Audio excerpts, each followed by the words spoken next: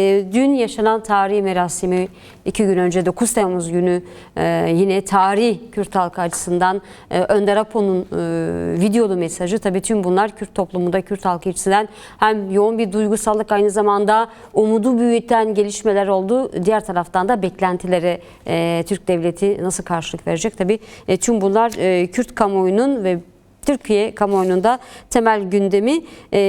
Özgür Bey, hemen size sorarak başlıyorum. Tabii 26 yıl sonra Önder Apo'nun ilk kez görüntüsünü gördük, sesini duyduk Kürt halkı olarak. Bunu nasıl değerlendirmek lazım? Buradan başlamak istiyorum. Aynı zamanda siz İmralı heyeti üyesi olarak Önder Apo'yla görüştünüz. Son süreçte fikir alışverişinde de bulundunuz. Tabii imkanınız oldu Önder Apo'yla belki de bazı noktaları konuşma, tartışma şansınız oldu. Neler söylemek istersiniz? Önder Apo'nun yaklaşımını da sormak istiyorum bu sürece dönük. Şimdiye kadar sürecin geldiği nokta aşamasında Önder Apo'nun nasıl bir yaklaşım içinde, bunları da bizimle paylaşabilirseniz seviniriz. Ben, sizin sesiniz maalesef benim için çok düşük. Ama duydum. Evet, arkadaşlar yükseltecekler, rejideki arkadaşlar. Buyurun. Teşekkür ederim. Yani bu 6 Temmuz'dan bu yana gerçekten yaşanan gelişmeler, hani o tarihsel gelişmeler demek bence klişe bir tabir olmaz bu hafta yaşananlar açısından. Son derece sürükleyici, son derece ciddi, tarihi önemde peşi sıra gelen olaylar gerçekleşti. 6 Temmuz'da İmralı'da Sayın Öcalan'la bir görüşme gerçekleştirdik. Hemen ertesi günü heyetimiz üyeleri Cumhurbaşkanı'yla bir görüşme gerçekleştirdiler 7 Temmuz'da. 9 Temmuz'da Sayın Öcalan ve İmralı'daki diğer arkadaşlarının videosu yayınlandı. Görüntülü mesajı, o 7 dakikalık mesaj yayınlandı. Ardından bir nevi bu mesaja da yanıt niteliğinde 11 Temmuz'da da işte bu Çasene mağarasındaki, Dukan'daki bu silah bırakma töreni gerçekleşti. Bunlar tabii bugüne kadar sizinle belki çok fırsatımız olmadı ama 6-7 aylık bir sürecin bir nevi geldiği aşamaydı. Aslında 6 Mayıs'taki görüşmede de Sayın Öcalan hem bir yanıyla Mithat Sancar'ın ilk görüşmesi olduğu için onunla daha yoğunluklu bir diyalog içerisindeydi. Hem de bir yönüyle sürecin gelmiş olduğu aşama itibariyle sürecin bir özetini de yapmıştı. Bir nevi buraya nereden gelindiğini de anlatan bir yaklaşım da sergilemişti. Aslında bu süreci böyle 3 etap halinde anlatabiliriz. Yani o siyasi çağrılar, MHP Genel Başkanlığı'nın mecliste yaptığı çağrı, arkasından devlet ve Cumhurbaşkanlığı nezdindeki alınan inisiyatif ve İmralı'da başlayan görüşmelerle birlikte Sayın Öcalan bu süreçte ciddi bir inisiyatif ve irade ortaya koydu. Aralık ayında yaptığı ilk görüşmede bir çerçeve çizmişti. Burada 3 görüşme yapacağız. Bir görüşmede bütün siyasi partilerin bir barış sürecine dönük görüşlerini öğrenmek isterim. İkinci bir görüşme, Kürdistani hareketler ve kendi hareketinin bu sürece yaklaşımını, görüş ve önerilerini öğrenmek isteyen bir bağlamdaydı. Ve üçüncü görüşmede zaten açıklama yapacağız dedi. Tam olarak bu eksende bu süreç gerçekleşti. Aralıktan Şubat'a kadar olan süreç. 27 Şubat'taki Barış ve Demokratik Toplum çağrısı adını verdiği çağrıya bu 3 görüşmelik planlamayla geldi. Şubat'tan sonraki 27 Şubat'tan yaklaşık olarak Mayıs başına kadar olan süreci bu çağrıya hareketinin verdiği yanıt, hem açıklamalar hem yazılı beyanatlar ve sonrasında kongrenin gerçekleşme süreciydi. Ve bu sürece Sayın Öcalan da güçlü perspektiflerle katıldı.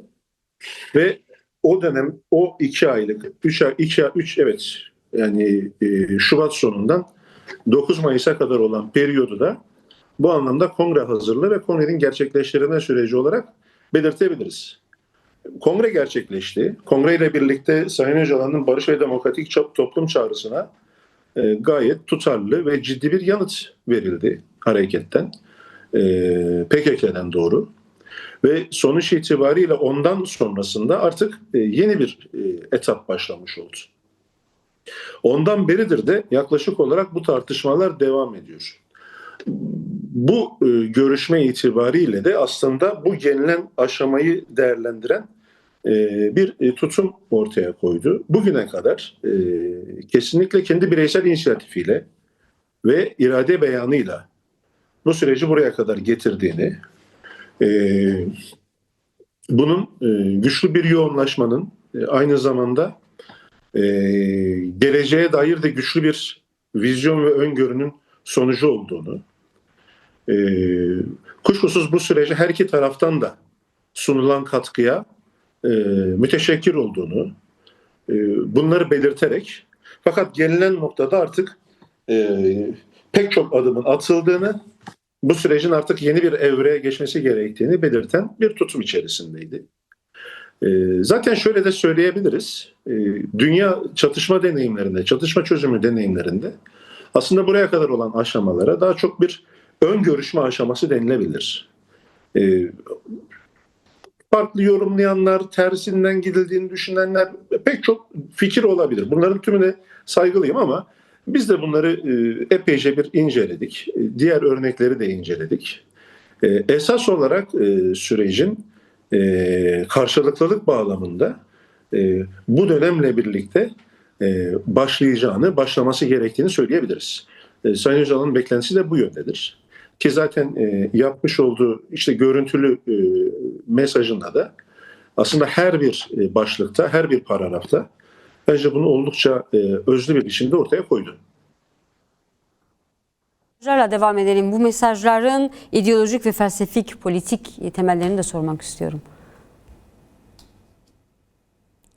Sesimi alabildiniz mi? Yarısını Rejideki arkadaşlar sesimi alabilirse. Önder Apo'nun 27 Şubat ve daha sonra görüntülü olarak 7-9 Temmuz'da kamuoyuna ulaşan mesajlarını sormak istiyorum. Dayandığı ideolojik, felsefik ve politik bir dizi temel var. Biraz bunu açabilir misiniz?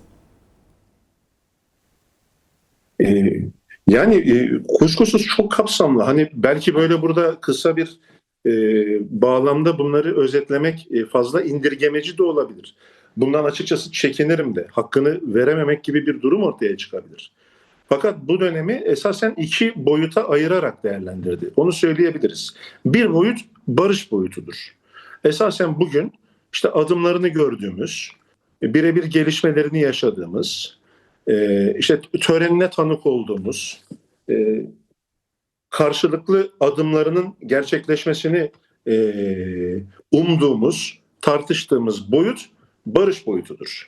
Bu tabii ki kendisi bunu şöyle ifade ediyor. 52 yıl 3 ay, en son 6 Temmuz'da öyle söyledi. Daha önce 52 yıl 1 ay diyordu. Bir sonraki görüşmede 52 yıl 2 ay dedi. Şimdi ay takip ediyor. Bu sefer 52 yıl 3. ayı bulan mücadelemde artık bu aşamanın sonuna geldiğimizi ve bunun gereklerinin yerine getirileceğini ifade ediyorum diyordu. Burada kuşkusuz tercih silah yerine demokratik siyaset. Demokratik siyasi mücadelenin yürütülmesi ki zaten dün Çasyane mağarasında yapılan açıklamada da Barış ve Demokratik Toplum grubunun açıklamasında da bu yöne ağırlıklı bir vurgu vardı. Meselenin bahsettiğiniz diğer boyutunda, ideolojik felsefi boyutunda şunu söylemek isterim. Ciddi bir tarihsel sosyolojik analiz var. Hani eskiden de hep vardı. Bir halkı savunmaktan Sümer Rahip Devleti'nden Atina savunmalarından işte o 5 ciltlik sunumlarına kadar kuşkusuz bir ideolojik ve felsefi perspektifi vardı. Fakat sürekli ilk gittiğimiz görüşmeden itibaren şu son 10 yıllık değişimi önemsediğini söylüyordu. Biz de oradaki görüşmelerde tabii çok uzun uzadıya olmasa bile hem bir tarihsel sosyolojik anlamda yeni bir analize sahip olduğunu, son derece derinleştiğini, hem Türk-Kürt ilişkileri bağlamında hem bölge halklarının kendi aralarındaki ilişkiler bağlamında hem bir bütün olarak tarih analizi bağlamında. Hakeza ideolojik bağlamda demokratik sosyalizm üzerine tezleriyle sosyalizm çözümlemesini son derece derinleştirdiğini, bunlarda çok yeni tezler geliştirdiğini, hakeza kadın tarihi ve kadın tarihselliğinin bütün bir toplumlar tarihindeki özgürlük sorunuyla bağlantısını çok daha net bağlamlarla kurduğunu, bütün bunları söyleyebiliriz. Fakat dediğim gibi bunları böyle indirgemeci bir tarzda ifade edip haksızlık etmek de istemiyorum. Peki daha geniş bir programda olabilir tabii ki. Son olarak tabii az önce Önder Apo'nun yaklaşımını ortaya koydunuz. Şunu da sormak istiyorum. Tabii ki Devlet Bahçeli söylemişti. Kuş tek kanatlı uçmaz. Biraz da devleti de sormak istiyorum. Sizin izlenim, gözlemleriniz ve düşüncelerinizi almak isterim bu noktada. Devlette aynı kararlılığı görüyor musunuz? Önümüzdeki bugün Cumhurbaşkanı Erdoğan açıklamaları da oldu. Devlette önümüzdeki süreçte daha somut adım atar mı? Düşünceleriniz bu noktada nedir?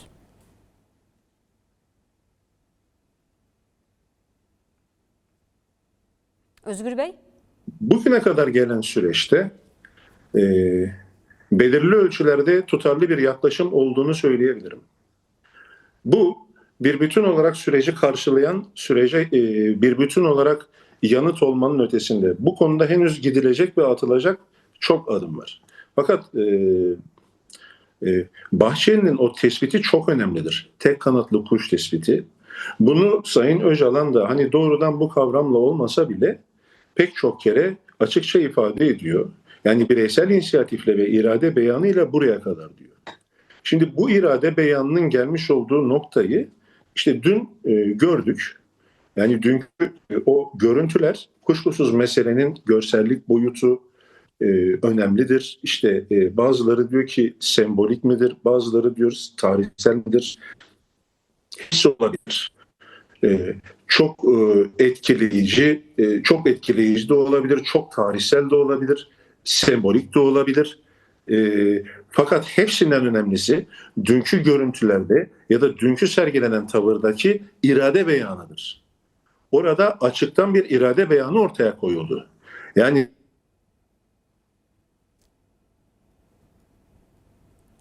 Sanırım Özgür Bey'in bağlantısında bir sorun var. Evet değerli izleyenler, tekrar rejideki arkadaşlar bağlarsa son sözlerinde. Evet sanırım geldi. Buyurun.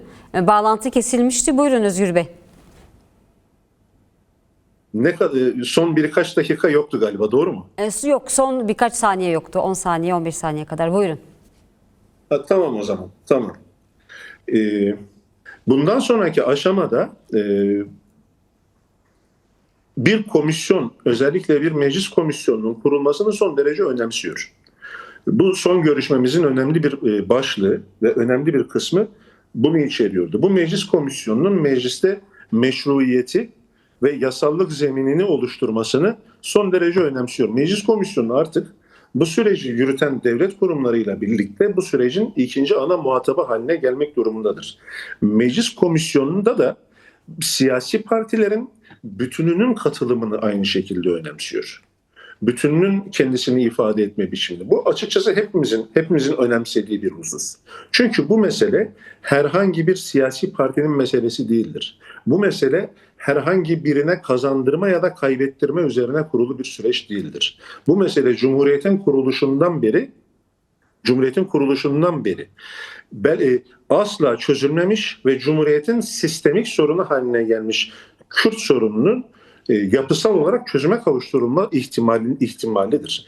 Dolayısıyla komisyonla birlikte komisyonun işlevli kılınması aynı zamanda kuşkusuz yasal zeminin ve yasal altyapının oluşturulmasını gerektiriyor. Bu konuda beklentileri var. Açıkça ifade ettiği, özellikle demokratik entegrasyon yasaları olarak ifade ettiği beklentileri var. Şu ana yani bu mevcut 50 yıllık çatışma sürecinde çok sayıda Kürt şu ya da bu gerekçeyle sistemin dışına çıktılar.